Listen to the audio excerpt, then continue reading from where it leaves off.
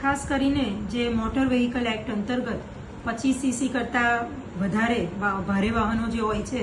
એ શાળા કક્ષાના બાળકોને ચલાવવા માટેની અનુમતિ હોતી નથી. પણ તેમ છતાં વિદ્યાર્થીઓ આવા વાહનો લઈ શાળા કક્ષાએ આવતા હોય છે અને જેના કારણે તેઓ પોતાની સલામતીને તો જોખમે જ છે, સાથે સાથે તેઓના વાલી અને શાળાને પણ ચિંતામાં મૂકી દે છે. અને આવા બનાવો ન બને તે હેતુસર અમે એક પરિપત્ર કર્યો છે કે શાળા કક્ષાએ જે પણ વિદ્યાર્થીઓ અનધિકૃત વાહનો લઈને આવે તે અન્વયે શાળાના આચાર્યશ્રીએ શાળાના વિદ્યાર્થીઓ અને શાળાના વાલીઓને, કારણ કે આમાં વાલી પણ સમાંતર રીતે ગુનાના ભાગીદાર બનતા હોય છે, કારણ કે તેઓ પણ ચાવી વિદ્યાર્થીને આપે છે,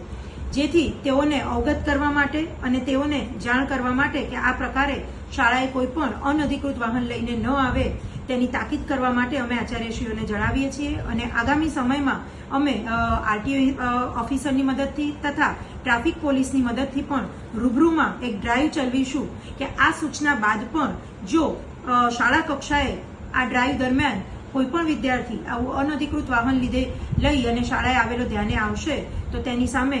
આરટીઓ અધિકારી અને ટ્રાફિક પોલીસ પોતાના નિયમ અનુસાર આગામી કાર્યવાહી તેની સામે હાથ ધરશે. સ્કૂલની અંદર અને બહાર જે તમામ પ્રકારે વિદ્યાર્થીઓ દ્વારા જે પણ વાહનોનો ઉપયોગ કરાતો હશે તેની ચકાસણી અર્થે શાળાની અંદર, શાળાના કેમ્પસમાં બંને જગ્યાએ આ ડ્રાઈવ અમલી કરવામાં આવશે.